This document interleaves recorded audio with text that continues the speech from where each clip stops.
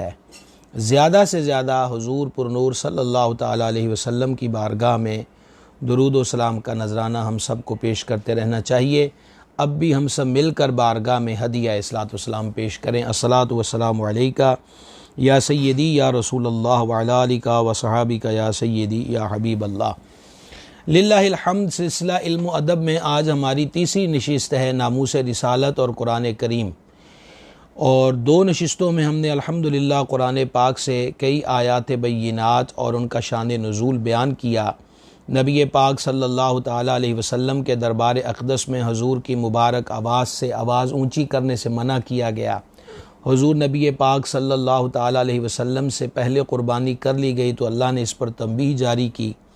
نبی کریم علیہ الصلوۃ والسلام کے آستان قدس پر دروازہ شریف پر حجرہ مبارک کے باہر دوپہر کے وقت اونچی اونچی آواز میں حضور علیہ الصلوۃ والسلام کو پکارا گیا۔ اللہ تبارک و تعالیٰ نے اس پر فرمایا ان میں سے اکثر بے عقل ہیں۔ علی ھذا القیاس مختلف احکامات جو ہیں وہ قرآن حکیم کی روشنی میں اور سید عالم صلی اللہ تعالیٰ علیہ وآلہ وسلم کی عزت و ناموس کے معاملے میں الحمدللہ آپ کے گوش گزار کرنے کا شرف حاصل کیا۔ آج اس سلسلہ علم و ادب کی تیسری نشست ہے، اور اس پر ہم جو آج پہلی آیہ مبارکہ آپ کے گوش گزار کریں گے، اس کا شان نزول سماعت فرما لیجئے۔ حضرت سیدنا عبداللہ ابن عباس رضی اللہ تعالی عنہما سے مروی ہے کہ نبی مکرم شفیع اعظم علیہ الصلاۃ والتسلیم ایک دن قریش کے پاس ٹھہرے۔ انہوں نے خانہ کعبہ میں بت نصب کیے ہوئے تھے، اور وہ ان بتوں کو سجا سجا کر ان کو سجدہ کر رہے تھے۔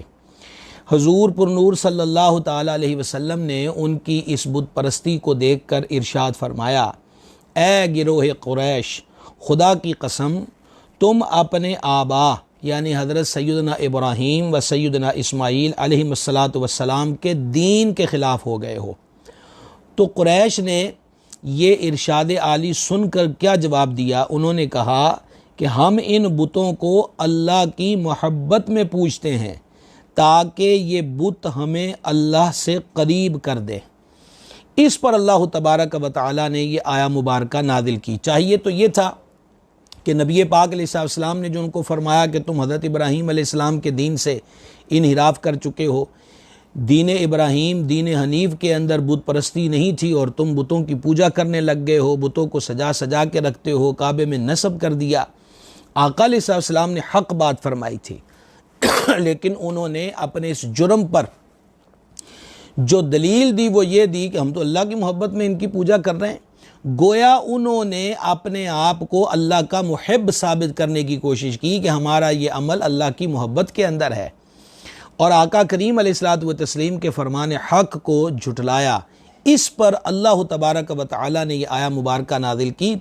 یہ تیسرا سپارہ ہے، اور ترتیب کے اعتبار سے قرآن پاک کی تیسری سورہ مبارکہ آل عمران ہے، اور اس کی آیت نمبر 31 ہے۔ اللہ جل شانہ نے فرمایا، قل ان کنتم تحبون اللہ، اے محبوب فرما دو کہ لوگو اگر تم اللہ کو دوست رکھتے ہو۔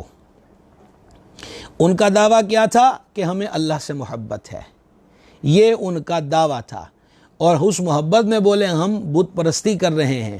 اللہ کریم جل شانہ نے پہلی چیز کیا کہی؟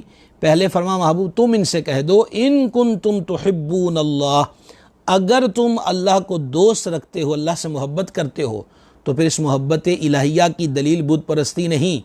کیا کرو؟ فاتبعونی، تم میرے فرما بردار ہو جاؤ، اور جب تم میرے فرما بردار ہو جاؤ گے تو پھر کیا ہوگا؟ اب تم دعوے کرتے ہو کہ تمہیں اللہ سے محبت ہے، حبیب کریم علیہ السلام کی فرما برداری غلامی اطاعت میں جب داخل ہو جاؤ گے تو پھر تمہیں کیا اعزاز ملے گا؟ یحببکم اللہ، اللہ تمہیں دوست رکھے گا، وَيَغْفِرْ لَكُمْ ذُنُوبَكُمْ، اور تمہارے گناہ بخش دے گا، واللہ غفور الرحیم، اور اللہ بخشنے والا بڑا مہربان ہے۔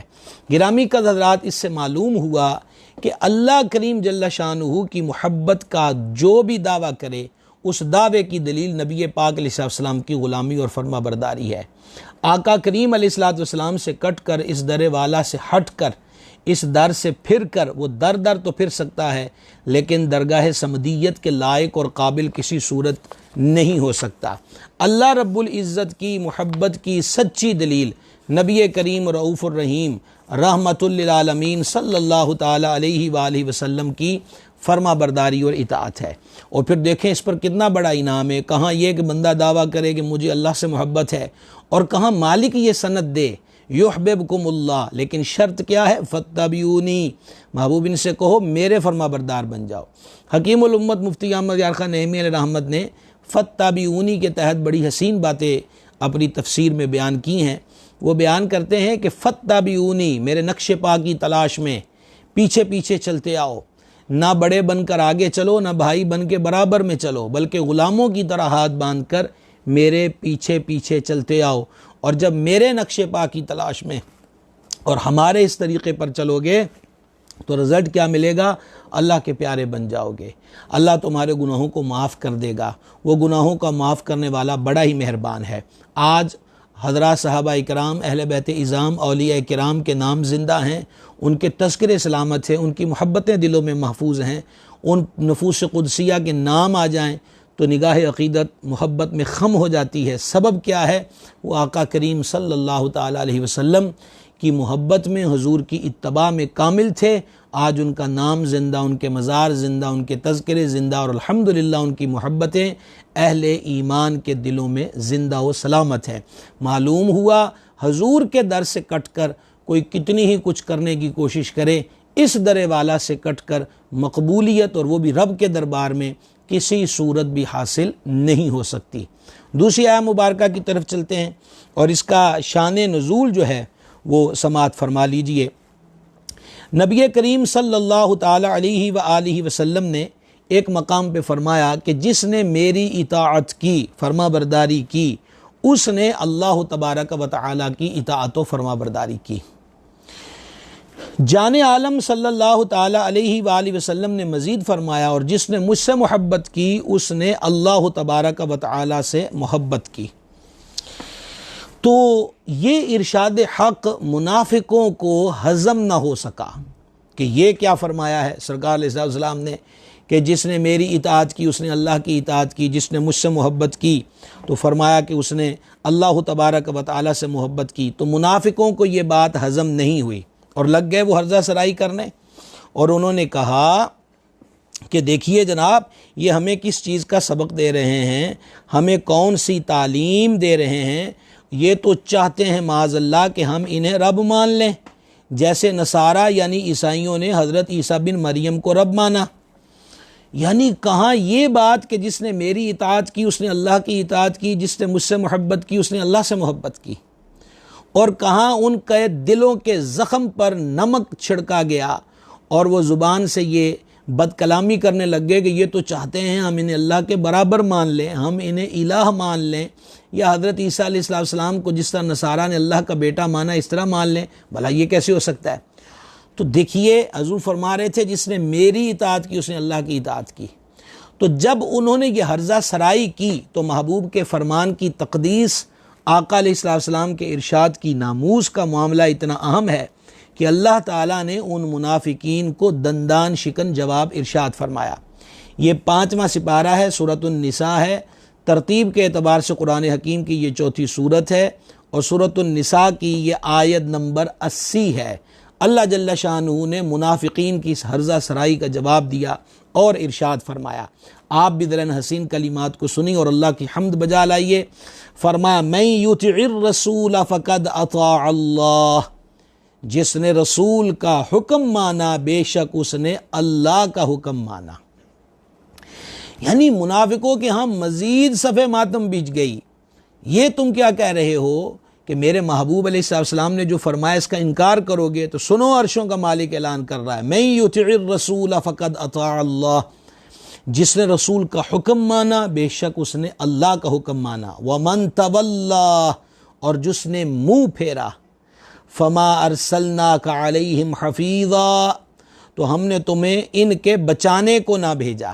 یعنی اے حبیب علیہ الصلوۃ والسلام، جو آپ کے حکم سے اعراض کرتے ہیں، جانے دیجئے جدھر جاتے ہیں، جہنم ان کا ٹھکانہ ہے۔ آپ نے اپنا حق ادا کر دیا۔ ہم آپ کے فرمان عالی کی اس تصدیق کو قرآن پاک کی زینت بنا رہے ہیں کہ جس نے رسول کا حکم مانا در حقیقت اس نے اللہ تبارک و تعالی کا حکم مانا۔ گرامی حضرات، یہ دو چیزیں ہو گئیں۔ اب تیسری بات بھی قرآن پاک سے شان نزول سن لیجئے اور پھر آیا مبارکہ بھی سماعت فرمائیے گا۔ حضور اقدس شفیع محشر صلی اللہ تعالی علیہ وآلہ وصحبہ بارک وسلم کی جو رسالت ہے وہ عالمگیر رسالت ہے۔ خود جان نور علیہ الصلوۃ والسلام نے ارشاد فرما، اللہ کریم نے مجھے ساری کائنات کے لیے رسول بنا کر بھیجا۔ قرآن پاک میں مالک الملک جل شانہ نے اپنے حبیب علیہ الصلوۃ والسلام کی عالمگیر رسالت کا اعلان فرمایا۔ حضور اقدس علیہ الصلوۃ والسلام نے فرمایا، کائنات کی ہر شے جانتی ہے کہ میں اللہ کا رسول ہوں۔ جان عالم علیہ الصلوۃ والسلام کی رسالت کی گواہیاں پتھروں نے دیں، کنکروں نے دیں، درختوں نے دیں، سجدے کر کے درختوں کی شاخیں ٹوٹ کر آئیں اور کلمے پڑھ پڑھ کر غیروں کو بھی سنا دیا کہ حضور اقدس علیہ الصلوۃ والسلام رسول برحق ہیں۔ ہرنیاں یہاں فریاد کرتی ہیں، اونٹ یہاں داد پانے کو آہو بکا کرتا ہے، بکریاں یہاں سجدہ ریز نظر آتی ہیں۔ الغرض کائنات کی ہر شے جانتی ہے کہ حضور جان نور علیہ السلام اللہ کے رسول ہیں، اور حضور علیہ السلام کا یہ وصف بھی ہے کہ فرمانا قائد المرسلین، میں سارے رسولوں کا قائد ہوں۔ حضور پر نور علیہ الصلوۃ والتسلیم کی نبوت و رسالت، نمبر 1 کہ حضور کی رسالت عالمگیر ہے، نمبر 2 حضور آخری نبی ہیں۔ آقا کریم علیہ الصلوۃ والسلام نے یہی پیغام دیا کہ میں اللہ کی طرف سے بھیجا ہوا ہوں اور اللہ ہی کے احکامات تم تک پہنچا رہا ہوں۔ لیکن نبی کریم صلی اللہ تعالی علیہ وآلہ وسلم کے فرمان حق کو سن کر حضور کی رسالت کا انکار کرتے ہوئے کفار مختلف موقعوں پر بک بک کرتے تھے، اور وہ حضور علیہ السلام سے ایک مقام پہ انہوں نے کہا، لست مرسلہ، تم رسول نہیں ہو۔ یعنی حضور فرماتے ہیں میں اللہ کا رسول ہوں، اور کافر کہتے ہیں کہ ہم آپ کو اللہ کا رسول نہیں مانتے۔ اللہ تبارک و تعالی نے ان کا جواب دیا، اور جو ہم اب سورت پڑھنے لگے ہیں یہ ایسی سورہ مبارکہ ہے کہ جسے سب لوگ اچھے طریقے سے جانتے ہیں، اس کے نام سے واقف ہیں۔ 22واں پارہ ہے، سورہ یاسین ہے۔ جان عالم علیہ الصلوۃ والسلام نے فرمایا ہر چیز کا ایک دل ہوتا ہے، قرآن کا دل سورہ یاسین ہے۔ اور حدیث پاک میں ارشاد ہوا، جو ایک بار سورہ یاسین شریف کی تلاوت کرے اللہ تبارک و تعالی اسے 10 قرآن پڑھنے کا ثواب عطا فرماتا ہے۔ حدیث پاک میں فرمایا کہ اسے اپنے مردوں کے پاس پڑھو، اور حدیث پاک میں فرمایا جو جمعہ کے دن اپنے ماں باپ یا دونوں میں سے ایک کی قبر کی زیارت کو جائے اور سورہ یاسین شریف کی تلاوت کرے تو اللہ کریم اسے وہیں کھڑے کھڑے بخش دیتا ہے، اور قبر والے ماں باپ کی بھی بخشش فرما دیتا ہے۔ سورہ یاسین الحمدللہ ہمارے ہاں مختلف مہمات میں مختلف جائز امور اور حاجات کے پورے ہونے کے لیے پڑھی جاتی ہے۔ میرے مرشد کریم حضور سیدی و سندی بدر طریقت پیر محمد عبدالرشید قادری رضوی رحمۃ اللہ تعالی علیہ فرمایا کرتے تھے کہ میں نے کسی بزرگ سے سنا تھا کہ حضرت سیدنا داتا گنج بخش فیض عالم رضی اللہ تعالیٰ عنہ کے مزار شریف پر جا کر جو کوئی 41 مرتبہ سورہ یاسین شریف پڑھے اور حضرت داتا صاحب کے وسیلے سے دعا مانگے تو اس کی دعا قبول ہوتی ہے۔ تو آپ فرمایا کرتے تھے کہ سورہ یاسین شریف وہاں پڑھنے کی برکت ہے کہ اس فقیر کو حضور سیدی و سندی محدث اعظم پاکستان قدس سر العزیز کا در کرم نصیب ہو گیا۔ تو اللہ تبارک و تعالیٰ نے ان کی اس ہرزہ سرائی لست مرسلہ کہ تم رسول نہیں ہو، اللہ کریم نے ارشاد فرمایا بسم اللہ الرحمن الرحیم یاسین والقرآن الحکیم، حکمت والے قرآن کی قسم۔ اللہ اکبر کبیرہ، یعنی کتنا اہم ترین معاملہ ہے کہ اللہ تعالیٰ نے ان کے جواب میں پہلے قسم ذکر فرمائی، والقرآن الحکیم، حکمت والے قرآن کی قسم، انک لمن المرسلین، اے پیارے حبیب علیہ الصلوۃ والسلام بے شک تم رسولوں میں سے ہو۔ آپ نے غور کیا، ایک طرف وہ کہہ رہے تھے ہمیں اللہ سے محبت ہے، مالک فرماتا قل ان کنتم تحبون اللہ فاتبعونی، دوسری طرف حضور فرماتے ہیں جس سے میری اطاعت کی اسے اللہ کی اطاعت کی۔ منافقین کہتے ہیں یہ کہہ رہے ہیں ہمیں اللہ کے برابر مان لو۔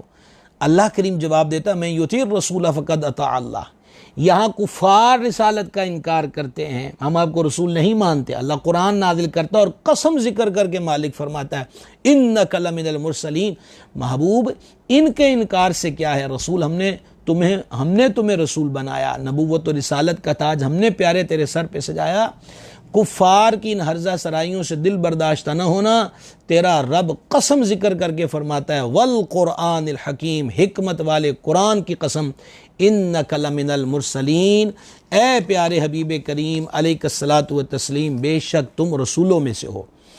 ان آیات سے یہ معلوم ہوا کہ جب بھی شان اقدس کے معاملے میں، شان رسالت کے معاملے میں کوئی ہرزہ سرائی کرے، غلط بیانی کرے، غلط فہمیاں اجاگر کرنے کی کوشش کرے، تو ان کو جواب دینا اللہ تبارک و تعالیٰ کی سنت ہے۔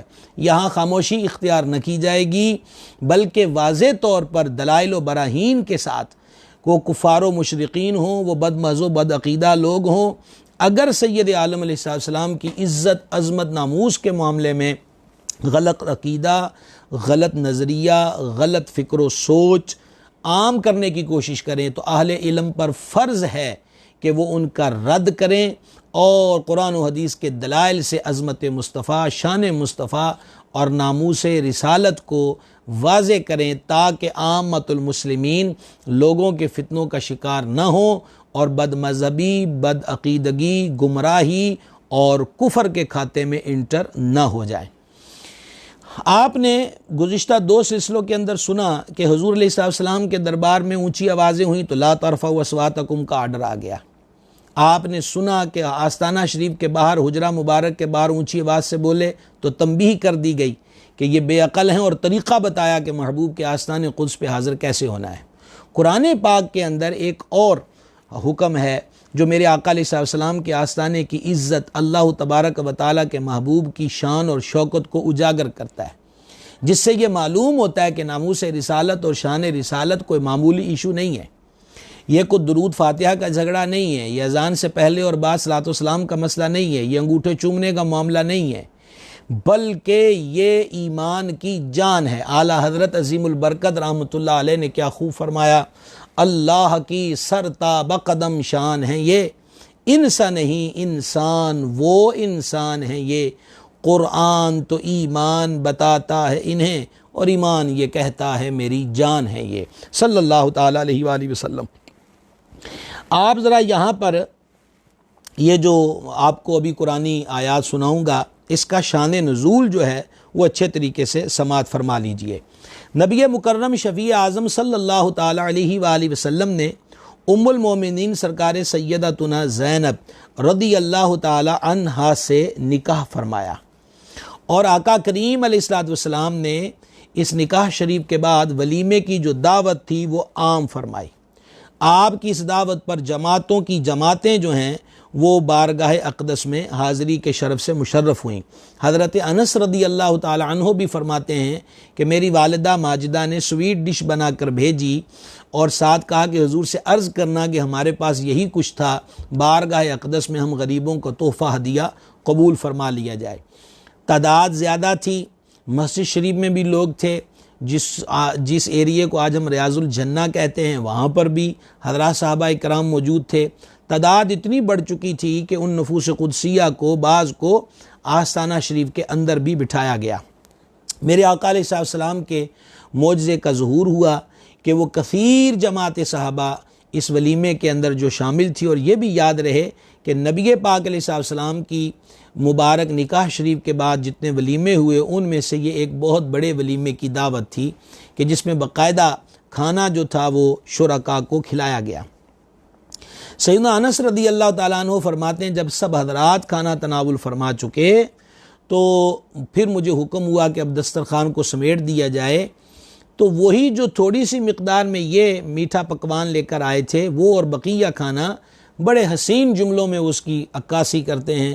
فرماتے ہیں مجھے نہیں پتا کہ جب دسترخوان بچھا کر اس پہ کھانا رکھا تھا تب کھانا زائد تھا یا جب سب حضرات تناول فرما چکے اور اب سمیٹا گیا تو اب زائد تھا۔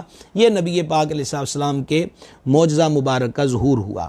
خیر، جو حضرات آستانہ عالیہ پر حاضر تھے ان میں سے بعض حضرات کھانا کھانے کے بعد باہمی گفتگو میں مصروف ہو گئے۔ جب آپس کے اندر بات چلتی ہے تو وقت گزرتے کا احساس نہیں رہتا۔ آستانہ شریف کا بظاہر حجم مختصر تھا اور پردے دار پاک باز عزت مآب بیویوں کو آنے جانے میں مکمل دقت تھی، یوں کہیے کہ وہ اپنے مبارک کمروں میں مطلب کہ رک چکی تھی۔ نبی پاک صاحب لولاک علیہ الصلوۃ والسلام کی عادت کرم کہ حضور کسی کو اپنے درے والا سے اٹھاتے نہیں۔ سید العالمین علیہ الصلوۃ والتسلیم نے ایسا کیا کہ آپ خود ان میں سے اٹھ کے تشریف لے گئے تاکہ یہ حضرات ہمارے تشریف لے جانے کو سمجھ کر یہ بھی چلے جائیں اور گھر کے بقیہ امور احسن طریقے سے چلتے رہیں۔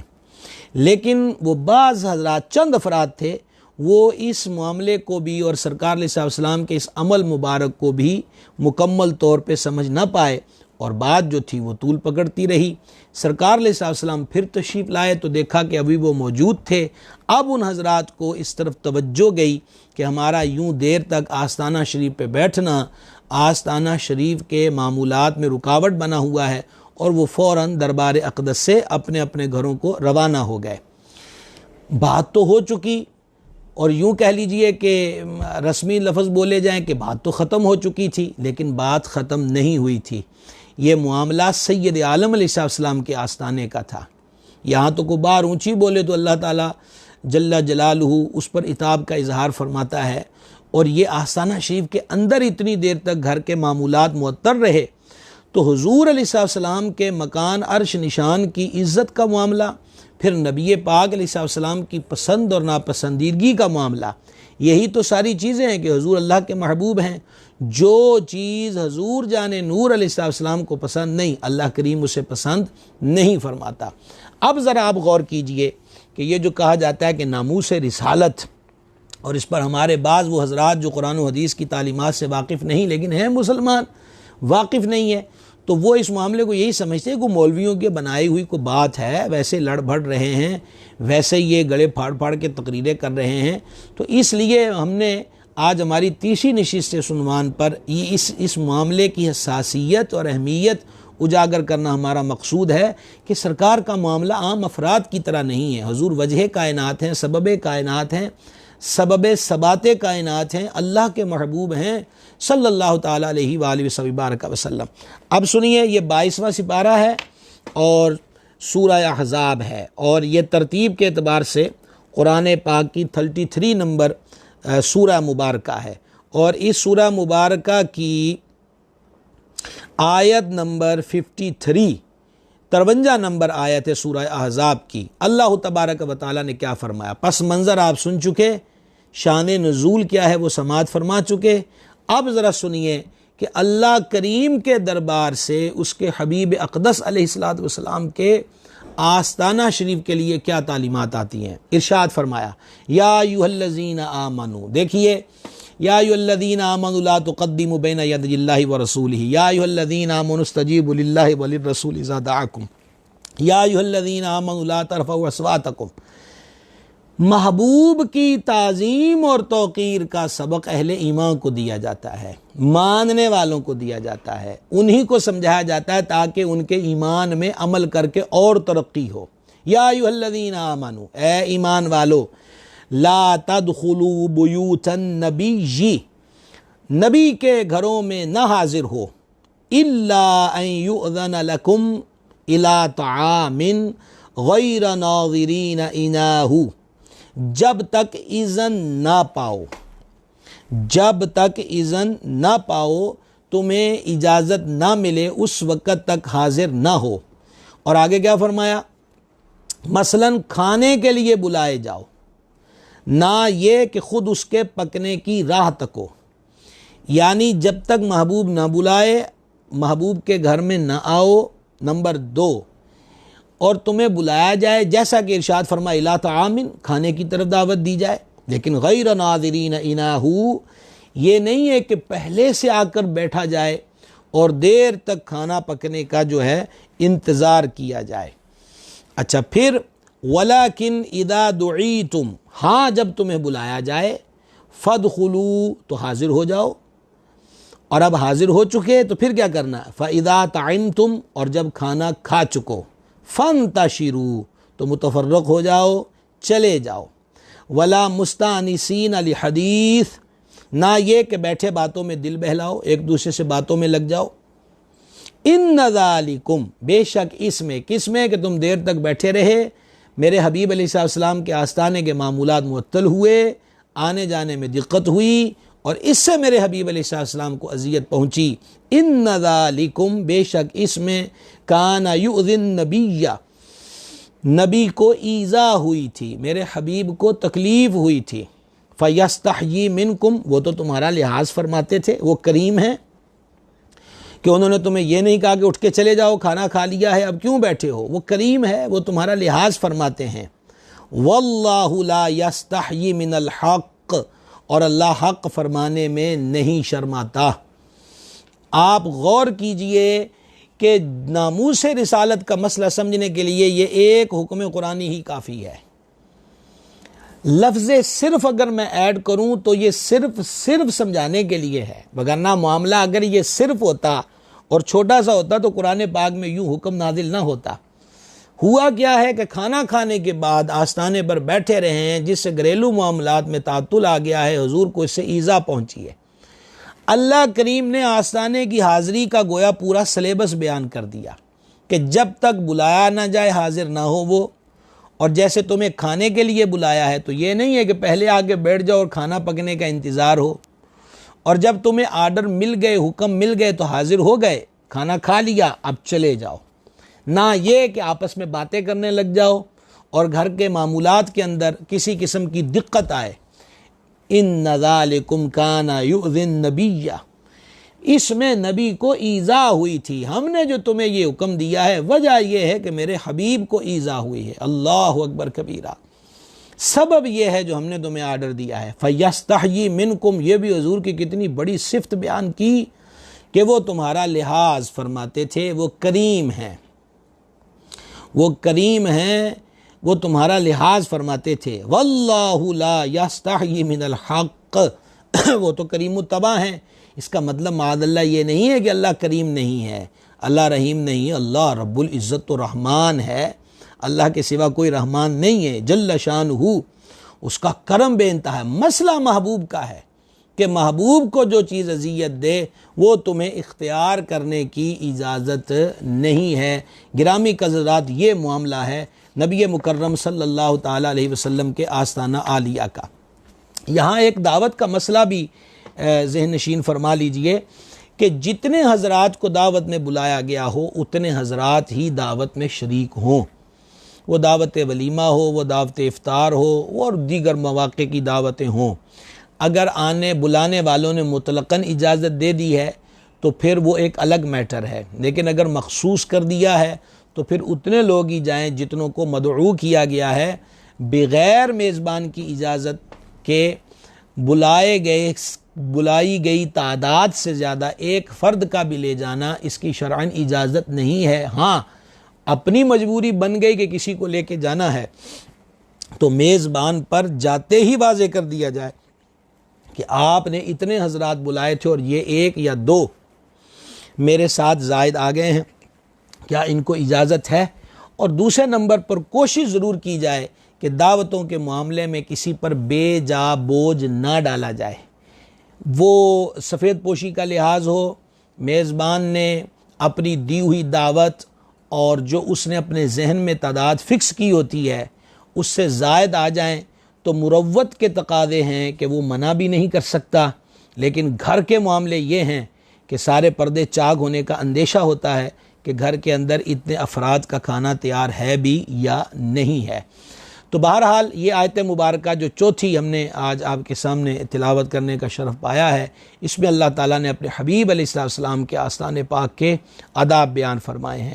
امید کرتا ہوں کہ آپ سمجھتے جا رہے ہیں کہ ناموس رسالت، عزت دربار رسالت، مقام آستان رسالت یہ کتنا اہم ترین معاملہ ہے کہ کسی معاملے کے اندر بھی اللہ تبارک و تعالی جل شانہ نے ایسا نہیں کیا کہ جو مرضی کرو، تنبیہ کی ہے، درست سمت کی طرف رہنمائی فرمائی ہے، حبیب کی درگاہ کے آداب بیان کیے ہیں، اب آئیے ہم 5ویں آیا مبارکہ کی طرف بڑھتے ہیں، اور یہ بھی آپ سنیں گے تو سرکار دو عالم نور مجسم شفیع اعظم صلی اللہ تعالی علیہ وآلہ وسلم کا جو مقام اور مرتبہ ہے، الحمدللہ ہم پہلے بھی مانتے ہیں، مزید سن کر اضافہ ہوگا، مزید اس کے اندر انشاءاللہ عز و جل ترقی ہوگی۔ معاملہ یہ ہوا کہ نبی کریم رؤوف الرحیم صلی اللہ تعالی علیہ وآلہ وسلم کی ذات بابرکات کو ایک دن ولید بن مغیرہ نے حضور علیہ الصلوۃ والسلام کو معاذ اللہ مجنون کہہ دیا۔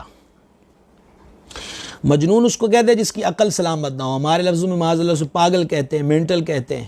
سرکار اقدس کی ذات پاک کو ایک اس ولید بن مغیرہ نے حضور علیہ السلام کو معاذ اللہ مجنون کہہ دیا۔ اب یہاں ایسا تو نہیں ہوا کہ وہ تو کافر ہے، اس کو کیا پتا، وہ مانتا ہی نہیں ہے، نہیں مانتا نہ مانے، بک بک کر رہا ہے کرتا رہے، نہیں۔ جو اپنا حق بنتا ہے اور کیا بنتا ہے وہ ہمیں قرآن بتاتا ہے۔ یہ کسی مولوی صاحب کی گائیڈ لائن نہیں ہے، بولے مولوی ایسا کرتے ہیں، پیر صاحب ایسا کرتے ہیں، فلاں ایسا کرتا ہے۔ قرآن تیسری نشست سے ہم آپ کے سامنے الحمدللہ قرآن پڑھ رہے ہیں۔ اللہ تبارک و تعالی نے سورہ نازل فرمائی، یہ 29واں سپارہ ہے اور سورہ قلم ہے، اور یہ ترتیب کے اعتبار سے قرآن حکیم کی 68 نمبر سورہ مبارکہ ہے۔ آپ ذرا سنیے، اللہ تبارک و تعالی نے ایک کافر ولید بن مغیرہ کے منہ سے یہ گھٹیا بات کہ اس نے ہمارے آقا و مولا علیہ السلام کو مجنون کہا، اللہ نے اس کا کیا جواب دیا۔ بسم اللہ الرحمن الرحیم۔ نون والقلم وما یسطرون، قلم اور اس کے لکھے ہوئے کی قسم۔ وہ کہہ رہے تھے رسول نہیں ہیں، اور مالک فرماتا والقرآن الحکیم، قسم ہے کرم والے، عزت والے، عظمت والے قرآن کی، انک لمن المرسلین۔ اور یہاں میرے محبوب کو معاذ اللہ بدباطن نے کافر کہا، اللہ نے جواب دیا نون والقلم وما یسطرون، قلم اور اس کے لکھے ہوئے کی قسم، ما انت بنعمت ربک بمجنون، تم اپنے رب کے فضل سے مجنون نہیں۔ اللہ اکبر کبیرہ، کیا شان ہے سرکار علیہ السلام کی۔ ما انت بنعمت ربک بمجنون، تم اپنے رب کے فضل سے مجنون نہیں۔ وَإِنَّ لَكَ لَأَجْرًا غَيْرَ مَمْنُونَ، اور ضرور تمہارے لیے بے انتہا ثواب ہے۔ وَإِنَّكَ لَعَلَىٰ خُلُقٍ عَظِيمٍ، اور بے شک تمہاری خوبو، تمہارا حسن اخلاق بڑی شان والی خوبو ہے۔ فَسَتُبْصِرُ وَيُبْصِرُونَ، تو اب کوئی دم جاتا ہے کہ تم بھی دیکھ لو گے اور وہ بھی دیکھ لیں گے، تم بھی حبیب دیکھ لو گے اور وہ بھی دیکھ لیں گے۔ اس کے تحت صدر فاضل کہتے ہیں یعنی اہل مکہ بھی جب ان پہ عذاب نازل ہوگا، یہ کوئی معمولی معاملہ ہے تو میرے محبوب کی ذات پاک کے بارے میں ایسا کوئی محبوب تم بھی دیکھو گے اور یہ مکے والے بھی دیکھیں گے۔ اور آگے کیا فرمایا، بِأَيِّكُمُ الْمَفْتُونَ، کیا دیکھیں گے کہ تم میں کون مجنون تھا۔ إِنَّ رَبَّكَ هُوَ أَعْلَمُ بِمَنْ ضَلَّ عَنْ سَبِيلِهِ، بے شک تمہارا رب خوب جانتا ہے جو اس کی راہ سے بہکے، وَهُوَ أَعْلَمُ بِالْمُهْتَدِينَ، اور وہ خوب جانتا ہے جو راہ پر ہے، ہدایت پر ہے۔ فَلَا تُطِعِ الْمُكَذِّبِينَ، تو جھٹلانے والوں کی بات نہ سننا۔ اب محبوب کی پہلے کتنی صفتیں بیان کر دیں، نون قلم کی قسم، سطروں کی قسم، تم اپنے رب کے فضل سے مجنون نہیں ہو، تمہارے لیے حبیب بے انتہا ثواب ہے، اور بے شک تمہاری خوبو بڑی شان والی ہے۔ کوئی دم آتا ہے، آ جاتا ہے وہ ٹائم، تم بھی دیکھو گے اور یہ بھی دیکھیں گے کہ تم میں کون مجنون تھا۔ یہ ساری چیزیں اب اس ولید بن مغیرہ کے لیے عند المفسرین، ولید بن مغیرہ کا رد شروع ہو گیا۔ مزید ارشاد فرمایا فَلَا تُطِعِ الْمُكَذِّبِينَ، تو جھٹلانے والوں کی بات نہ سننا۔ وَدُّوا لَوْ تُدْهِنُوا فَيُدْهِنُونَ، وہ تو اس آرزو میں ہیں کہ کسی طرح تم نرمی کرو تو وہ بھی نرم پڑ جائیں۔ یعنی دین کے معاملے میں کہتے ہیں کہ تم رعایت کر دو، ہاں جو مرضی کرو، جتنے مرضی خداؤں کو پوج لو، کفر شرک میں پڑے رہو، تو وہ کہتے ہیں کہ ہم بھی نرم پڑ جائیں گے۔ وہ تو محبوب ان جاہلوں کی بات، جھٹلانے والوں کی بات سننے کی ضرورت ہی نہیں۔ وَلَا تُطِعْ كُلَّ حَلَّافٍ مَّہِین، اور ہر ایسے کی بات نہ سننا جو بڑی قسمیں کھانے والا، حلاف جھوٹی سچی قسمیں کھانے والا، اس کی بات ہرگز نہ سننا۔ ہمازٍ مشاء بنمیم، ذلیل، بہت تانے دینے والا، ادھر ادھر کی لگاتے پھرنے والا۔ آپ غور کیجئے، جھوٹی قسمیں بڑی کھانے والا، ذلیل، تانے دینے والا، ادھر ادھر کی لگائی بجائی کرنے والا۔ یہ کس کو کہا جا رہا ہے؟ جس نے میرے سرکار علیہ السلام کو معاذ اللہ مجنون کہا۔ مناع للخیر معتد اثیم، بھلائی سے بہت زیادہ روکنے والا اور حد سے بڑھنے والا گناہ گار۔ یہ اس کے عیوب بیان ہو رہے ہیں، بھلائی کو روکتا ہے، خیر کو روکتا ہے، اور معتد اثیم، اثم و عدوان کے اندر، گناہ کے اندر، نافرمانی کے اندر حد سے بڑھنے والا ہے۔ اتلم بعد ذلک زنیم، درشت خو، اکھڑ مزاج، اور اس پر ترا یہ کہ اس کی اصل میں خطا ہے، یعنی یہ زنا کی پیداوار ہے۔ ان کان ذا مال و بنین، اس پر کہ کچھ مال اور بیٹے رکھتا ہے۔ اذا تتلی علیہ آیاتنا قال اساطیر الاولین، اور جب اس پر ہماری آیتیں پڑھی جاتی ہیں تو کہتا ہے یہ تو اگلوں کی کہانیاں ہیں۔ پھر دیکھیے جلال اللہ کریم کا، فرمایا سناسمہ علی الخرطوم، قریب ہے کہ ہم اس کی سور کسی تھوتنی پر داغ لگا دیں گے۔ گرامی قدر حضرات، اس کے لفظ مجنون کے جواب میں اللہ تبارک و تعالی نے ولید کی 10 برائیوں کو، خامیوں کو بیان کیا۔ اس نے تو میرے سرکار علیہ الصلوۃ والسلام پر معاذ اللہ مجنون ہونے کی جھوٹی بک تھی اس کی، جو اس نے سرکار کی ذات پاک کے لیے بک ماری، لیکن اللہ کریم نے جو اس کے 10 عیب بیان کیے، یہ عیب حقیقت پر مبنی تھے، کھول کے رکھ دیے کہ اس کی اوقات کیا ہے، اس کی حیثیت کیا ہے۔ یہ میرے محبوب کو مجنون کہتا ہے، اس کی اپنی حیثیت کیا ہے، یہ جھٹلانے والا ہے، یہ بہت زیادہ جھوٹی سچی قسمیں کھانے والا ہے، یہ ذلیل ہے، تانے دینے والا ہے، لگائی بجائی کرنے والا ہے، بھلائی سے روکنے والا ہے، اور برائی میں بڑھنے والا ہے، درشت خو، اکھڑ مزاج، اور بڑی بات یہ کہ اس کی اصل کے اندر خطا ہے۔ اللہ اکبر کبیرہ۔ اب آپ اندازہ کیجئے، مجنون کے جواب میں ابھی یہ آیتیں چل رہی ہیں۔ امید کرتا ہوں کہ آپ کو ناموس رسالت کا مسئلہ سمجھ میں آ رہا ہوگا۔ اب ہوا کیا، یہ ساری باتیں تو وہ جانتا تھا ولید بن مغیرہ، کہ یہ جناب قرآن اتر گیا اور میرے بارے میں یہ بیان کیا۔ اس کو یہ بھی پتا تھا میں حد سے گزرنے والا ہوں، نیکی سے روکنے والا ہوں۔ وہ اپنے خاندان کے رشتہ داروں کو کہتا تھا کہ اگر تم ان کا کلمہ پڑھ لو گے تو میں تمہاری ہیلپ روک دوں گا۔ اکھڑ مزاج بھی تھا، لگائی بجائی کرنے والا بھی تھا، ادھر کی بات ادھر جا کے ادھر سے ادھر افسانے بنا کر اور گھروں کو اور خاندانوں کو لڑانے والا بھی تھا۔ لیکن یہ چیز جو تھی، اللہ نے فرمایا ترا یہ کہ اس کی اصل میں خطا ہے، یعنی یہ حلالی نہیں ہے، یہ زنا سے پیدا ہوا ہے۔ یہ کوئی مولوی صاحب نہیں کہہ رہا، ذرا دل پہ ہاتھ رکھ کے رہیے کہ یہ قرآن ہے، 29واں پارہ ہے، سورہ قلم ہے، اس سورہ کا نمبر 68 ہے، اور اس وقت یہ جو آیت جس کے اندر فرمایا گیا کہ یہ زنا کی پیداوار ہے، یہ آیت نمبر 13 ہے۔ ولید بن مغیرہ نے جب یہ آیات مبارکہ سنی، سیدھا اپنے گھر گیا، خنجر یا تلوار سونت کر اپنی ماں پر اس تلوار کو یا خنجر کو سونت کر کہنے لگا، میرے بارے میں محمد صلی اللہ علیہ وسلم اور اس کے رب نے 10 برائیاں میری جو ہیں وہ بیان کی ہیں، 9 تو میں جانتا ہوں۔ آپ غور کر رہے ہیں، یہ نہیں وہ اس کی جرت تھی وہ یہ کہہ سکے کہ یہ جھوٹے الزام ہیں۔ اس نے کہا 9 میں اپنی جو میری کرتوتیں ہیں اور میرے سیاہ افعال ہیں اس کو تو میں جانتا ہوں، لیکن یہ جو 10ویں کہی ہے کہ میں زنا کی پیداوار ہوں، اس کا تو مجھے نہیں پتا، اس کا علم تو تجھے ہوگا۔ تو سچ سچ بتاؤ، اگر تم نے جھوٹ بولا تو میں تیرا گلا کاٹ دوں گا۔ جب ماں نے دیکھا کہ یہ جو خنزیر جو ہے بپھرا ہوا ہے، تو اس نے بعض الفاظ میں کہا کہ تحمل کے ساتھ میری بات سنو، معاملہ یہ تھا کہ تمہارا باپ نامرد تھا اور بہت زیادہ مالدار تھا، مجھے اندیشہ تھا کہ اولاد نہیں ہوگی تو اس کا ڈھیر مال لوگ لے اڑیں گے، چنانچہ میں نے ایک چرواہے کے ساتھ، بکریاں چرانے والے کے ساتھ برائی کا ارتکاب کیا، زنا کا ارتکاب کیا، جس سے تو پیدا ہوا۔ پھر وہ اپنی ماں کے سینے سے اترا۔ گرامی قدر حضرات آپ دیکھیں اور بار بار غور کریں، یہ کوئی مولویوں کے جھگڑے نہیں ہیں۔